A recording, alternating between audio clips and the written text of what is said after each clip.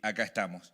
En estos segunditos quería pedirte si podés tomarte un segundo y compartir el link para poder alcanzar a más personas para que escuchen este mensaje de parte de Dios. Y bueno, hoy quería hablarte acerca de Mefiboset. Este mensaje me vino el domingo cuando el pastor Darío estuvo compartiendo una palabra, una prédica hermosísima, un culto poderosísimo, y ahora ya vamos a estar profundizando sobre esto.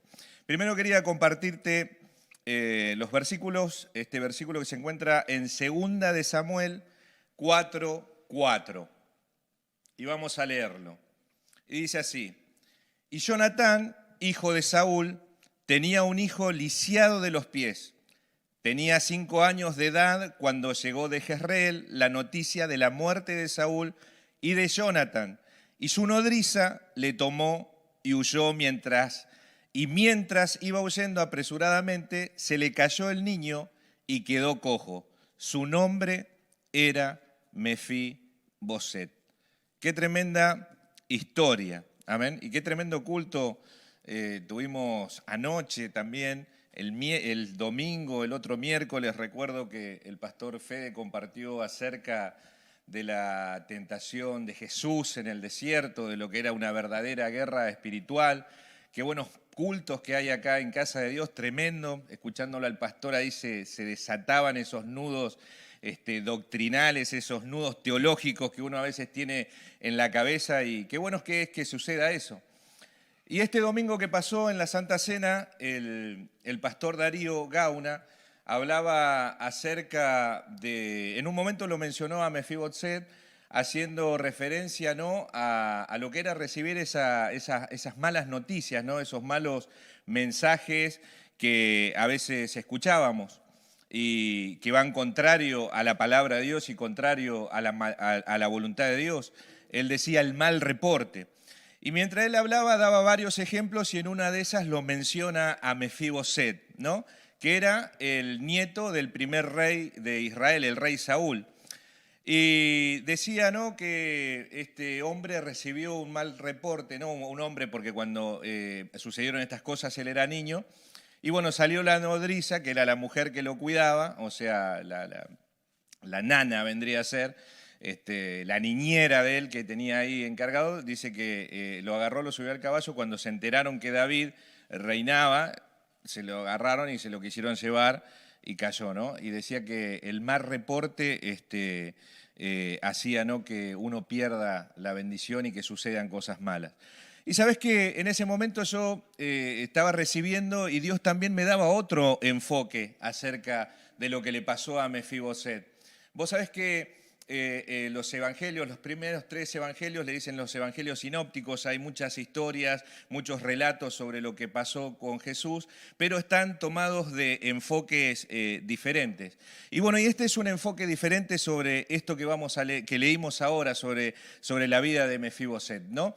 Decíamos que Mefiboset era el hijo de Jonatán, que era súper amigo del rey David, que David lo amaba a Jonatán, se llevaban pero súper bien. Y su abuelo era el rey Saúl.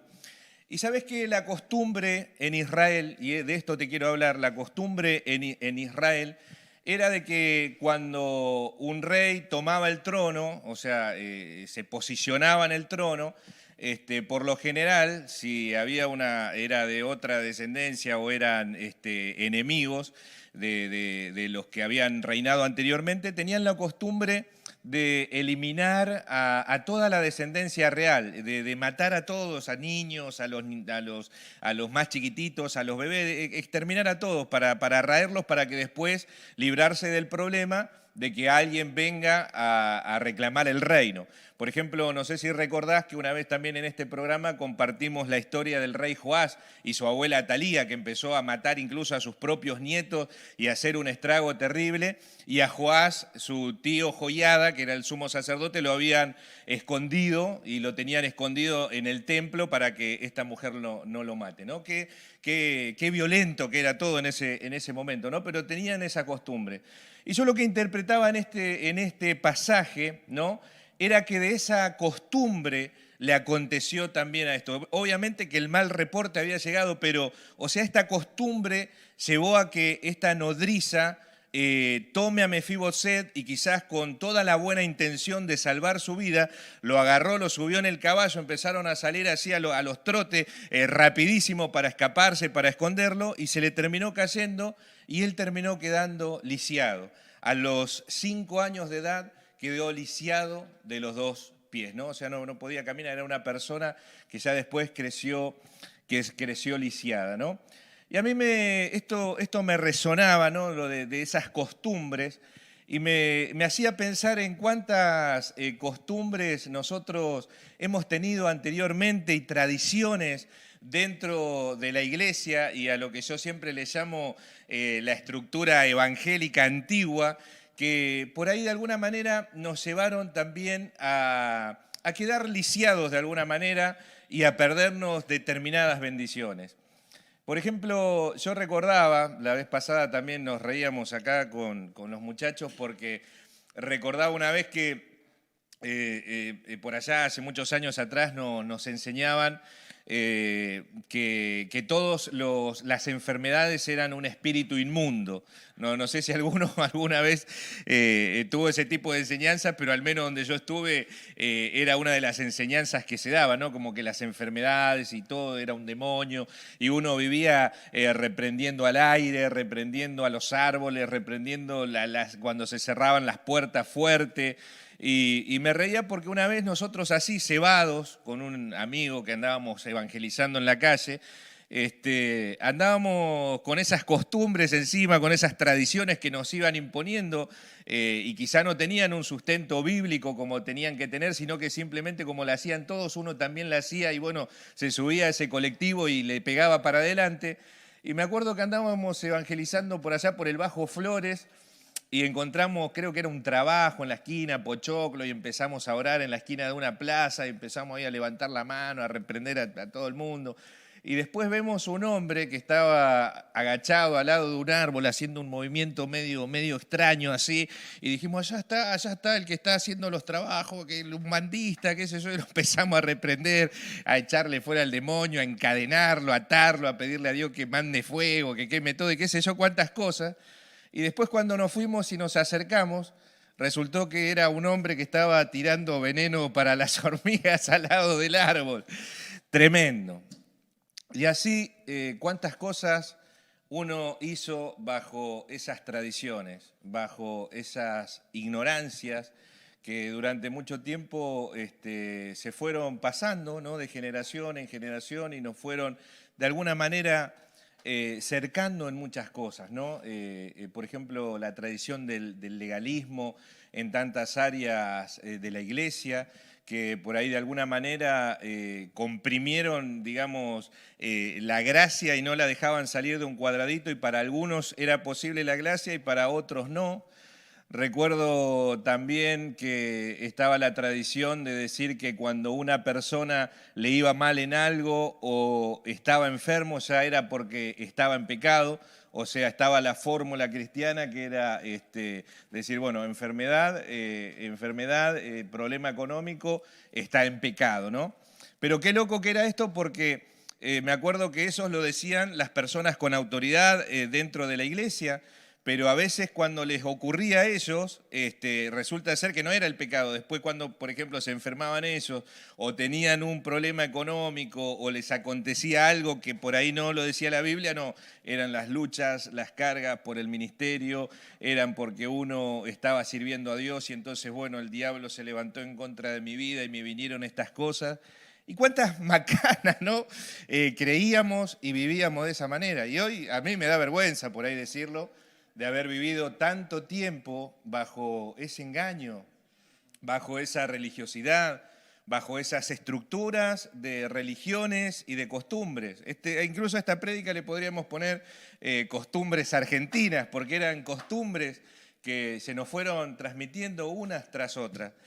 Y yo lo que veía es que, fíjate que esta costumbre, o sea, aparte del mal reporte, esta costumbre que tenían en Israel de matar a toda a la descendencia real, o sea, todos los de alrededor accionaban conforme a esa costumbre. ¿Qué hizo la mujer esta? Quiso salvarlo, dijo, no, ahora está David en el reino, va a raer con la descendencia de Saúl, ya lo mataron a Saúl, ya lo mataron a Jonathan, ahora vienen por sus hijos, vienen por sus nietos, y esta mujer se desesperó y lo agarró a Jonathan, salió ahí a la carga, a caballo, y se le cae el niño y quedó lisiado. Y yo pensaba en esto, ¿no? ¿Cuánto de esas costumbres nos han lisiado a nosotros? ¿Qué es una persona lisiada? Una persona que no se puede mover por sí sola, una persona que está limitada a hacer muchas cosas. Y yo creo que esto de alguna manera nos limitó a nosotros, nos limitó en el obrar de Dios en nuestra vida, en comprobar la verdadera gracia de Dios, la gracia maravillosa que tiene el Señor para con nuestras vidas. Nos limitaron en cuántas cosas y nos hicieron una mente tan pequeña que reducimos a Dios prácticamente a un ídolo. ¿Vio esas virgencitas que antes se compraban, que se ponían de colores? Una cosa así chiquitito. Vio que cuando estaba nublado se ponían rosadas. Bueno, una cosa así, ¿no? A hacerlo a Dios tan pequeño, ¿no? Y yo veía que esas costumbres nos limitaron y no nos dejaron crecer, nos lisiaron. Y es más, fíjate dónde terminó Mefiboset. Mefiboset, que terminó escondido en un lugar donde se llamaba Lodebar, y ahí estuvo viviendo hasta que fue grande, y era grande y estaba lisiado, y todos esos años quizá vivió con miedo y decía, en algún momento David me va a encontrar, los valientes de David me van a encontrar y me van a dar más, me van a acuchillar, me van a matar, y estaba ahí escondido en un lugar donde prácticamente no iba nadie. Ahí en Lodebar significa, ese lugar era un lugar estéril, no un lugar donde no crecía pasto. Y yo veía que esas tradiciones religiosas, esas costumbres argentinas que hemos tenido dentro de la iglesia, nos llevaron también a esos lugares desolados, a esa infertilidad, a ese lugar donde nada crece, a ese lugar donde siempre somos los mismos, somos unos poquitos que ya nos conocemos y parece que no se pueda añadir nadie más, a esos lugares de escasez. Yo me acuerdo que cuando estuve bajo esa estructura había una escasez de la presencia de Dios. Parecía, uno se preguntaba y decía, ¿por qué estamos así? ¿Por qué Dios no nos acompaña? ¿Por qué Dios no está con nosotros en los cultos? Y a veces se justificaban, digamos, no, decían, no, si estuvo la presencia de Dios porque había alguno que le agarraba como una electricidad y todo ese tipo de manifestaciones y se trazaba que la presencia de Dios estaba en las reuniones porque quizá había ese tipo de manifestaciones, a uno que le agarraba 220, al otro que le agarraba 380 y había como una competencia de quién temblaba más, quién gritaba más, quién se movía más rápido, y decíamos que eso era la manifestación de la presencia de Dios. Obviamente yo no te quiero ofender, no quiero que te sientas aludido con lo que estoy diciendo y por ahí puede sonar un poco mal lo que estoy diciendo, pero realmente fueron así esas cosas, pasaron de esa manera. Yo no digo tampoco que no esté la manifestación de Dios, que se pueda sentir corporalmente, porque, o sea, a Dios lo sentimos con todos nuestros sentidos. Es más, los sentidos que tenemos en el cuerpo, Dios nos los dio para también disfrutar de su presencia, nos dio las emociones para que podamos disfrutar de su presencia, y también en el espíritu hay cosas que no la podríamos poner en palabras, que disfrutamos cuando estamos en la presencia de Dios. El amor, la gracia que sentimos, el perdón, es inigualable y no se pueden poner en palabras muchas veces las cosas que ocurren cuando estamos en la presencia de Dios. Pero sí, en mucho tiempo pasaron esas cosas. ¿Y por qué yo te digo que a veces no era la presencia de Dios eso? Por la evidencia que había. Muchas de esas personas que eran súper eléctricas ahí delante de la presencia de Dios y que caminaban de un lado para el otro, que saltaban, que gritaban. Es más, me acuerdo que había uno en nuestra iglesia, en una de las iglesias, que le habíamos puesto el conejete porque saltaba así como un conejo y empezaba de una punta a la otra y saltaba y hablaba un montón de cosas y era pero terrible. Que hoy vos lo ponés a mirar y decís, bueno, es una situación graciosa. Pero ¿sabés por qué te digo que simplemente no fueron manifestaciones de Dios? Porque no estaba la evidencia en el cambio de esas personas. Esas personas yo las veía durante años que estaban en los cultos y que hacían exactamente lo mismo, pero después su vida era infértil. O sea, no se veía el crecimiento, que si realmente eso era una electricidad del poder de Dios que operaba en su vida, pero tenían que ser unos aviones para servir a Dios. Pero después en su vida no se veía reflejado realmente que eso era tan así, ¿no? Hay evidencias, ¿no?, de que la presencia de Dios está. Yo creo que una de las mayores evidencias que hay cuando está la presencia de Dios y cuando se comparte la palabra de Dios es que las vidas son transformadas, es que las maneras de pensar cambian, que la dureza del corazón y de la mente se rompen y se quiebran. Como predicaba el domingo el pastor Darío, duros de cerviz, cuando esa cerviz que está ahí resistiendo a la presencia de Dios otra vez se dobla y se humilla a la presencia de Dios, y ahí es cuando Dios hace, y lo que decía también en el Antiguo Testamento en la palabra, Él es como quien quita el yugo de sobre mi cerviz, ¿no? Y Dios nos empieza a dar libertad. O sea, hay evidencias de que la presencia de Dios está, ¿no? Y yo te hablaba de todas estas costumbres, religiones, que en realidad no sirvieron para nada y nos llevaron a ese lugar infértil, a ese lugar donde no crece pasto, a ese lugar donde falta la presencia de Dios, a ese lugar donde muchas veces la vida del cristiano se vuelve insípida. Y te lo digo por experiencia propia. Para mí en un momento se volvió toda una rutina, ir al culto, el que dirigía, el que compartía el devocional, el que oraba por la ofrenda, la hermanita que pasaba a agradecer, y todo era todo un formalismo, y cuántas cosas, digamos, nos hicieron tan mal y nos llevaron al lugar de escasez. Qué triste lo que le pasó a Mefiboset. Y mirá, te quería decir un punto importante, un punto muy importante sobre esto. Vos fíjate que David estaba en el trono, y obviamente que David no pensaba en matar a Mefiboset, estaba pensando totalmente lo contrario. En David estaba operando la gracia de Dios. Él estaba pensando en hacer totalmente lo contrario a lo que hacían los reyes antiguamente, que era matar a toda la descendencia. Él estaba pensando en bendecir, en que ahora yo tengo mucho y quiero darle a aquel hijo de Saúl, a aquella descendencia de Saúl que quedó por amor a Jonathan, a mi amigo, yo le quiero dar. Y vos fíjate en conclusión esto, que Mefiboset finalmente se estaba escondiendo de quien lo quería bendecir, de quien quería darle, de quien quería hacer algo bueno por su vida. Y Mefiboset se estaba escondiendo de aquel que lo quería bendecir a causa también de esa tradición. Y fíjate que esas tradiciones religiosas, esas costumbres, ayer creo que fue el Día de la Tradición y festejaron los chicos ahí en el colegio, en las escuelas se veían, ¿no?, pero vemos estas tradiciones que llevaron a Mefiboset a estar así, a estar escondido del que lo quería bendecir. Y a veces sucede así, que por vivir todavía en esas estructuras y en esas tradiciones, en esas religiones, en esos formalismos, quizás nos encontramos escapando del que nos quiere bendecir realmente. Fíjate qué tremendo. Esto también me viene a memoria ahora cuando Jesús apareció caminando sobre las aguas, cuando lo vieron todo lo que estaban ahí, dijeron, un fantasma, se asustaron del que venía a ayudarlos y se asustaron del que venía y que el que tenía poder para salvarlos de esa situación. Y Mefiboset acá se encontraba escondiéndose del que lo quiere bendecir. Vos imagínate que haya una persona que a vos te quiere, suponele, ¿no?, te quiere dar $10.000 y te anda buscando por todos lados y vos pensás que esa persona te quiere matar y vos te escondés, te cambiás de casa, te cambiás de barrio y esta persona se entera y te va a buscar ahí, vos te enterás que te anda buscando y era una persona que te quiere dar $10.000 y vos andás escapándote, una cosa así. Era tremendo. Era tremendo, tremendo. Ahí voy, dicen los muchachos. Yo lo esperaría con los brazos abiertos. Acá estoy, vení, buscame, encontrame, que soy tuyo. ¿No?